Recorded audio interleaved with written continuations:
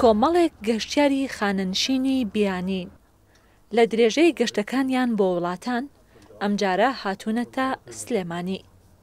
ئەم گەشتیارانە هەموو پێداویستیەکیان پێیە و بە کەرەڤانەکەیانەوە وڵات بە وڵات دەگەڕێن. بە نەخشە و ئامێرازیرەکەکانیان ئاراستەی ئەو شوێنانە دەستنیشان دەکەن کە بۆی دەچن.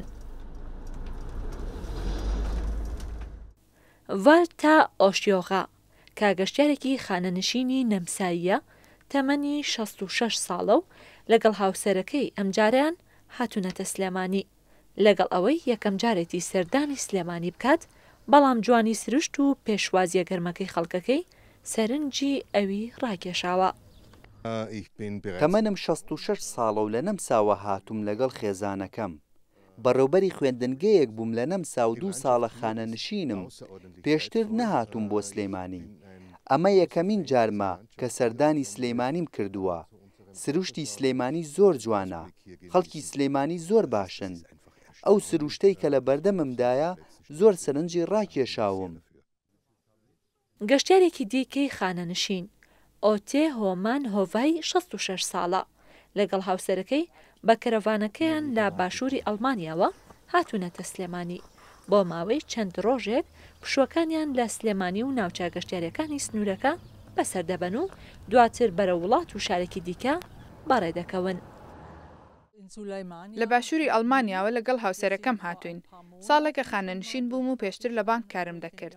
ماوەیەک لە ناوچەی گەشتیاری دوکان دەبین لە سلێمانی و دواتر دەشین بۆ شوێنی تر و دوای چەند ڕۆژێکیش کوردستان جێدەهێڵین. ئەمە سێهەمین جارە کاگەشتیارانی بیانی بە شێوەی کەرەڤانە دێنە سلێمانی و ناوچە گەشتیاریەکان بە وتەی بەڕێوەبەری گەشت و گوزاری دوکان. هاتنی ئەو گەشتیارانە کاریگەری گەورەی دەبێت لەسەر بشاندنەوەی کەرتی گەشتیاری. گروپاتی گەشتیاری بیانی زیای کردووە بۆ سنوورەکە و ئەم ساڵ ئەمە سێم گروپەکە ڕوەکە نەسوونی قەزای دوکان.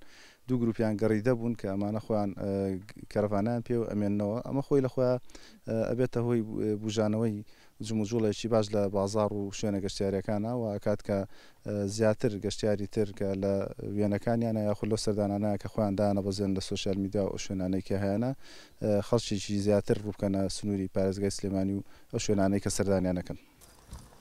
لە گەشتی ئەم جارەی بیانیەکاندا 34 خێزان بە 17 کەرەڤانە گەشتەکەیان ئەنجامداوە و سەردانی سلێمانیان کردووە و لە گەشتەکانیان بەردەوام دەبن تاوەکو چاویان بە سروشتی جوانی ناوچە گەشتیاریەکان تێر بکەن.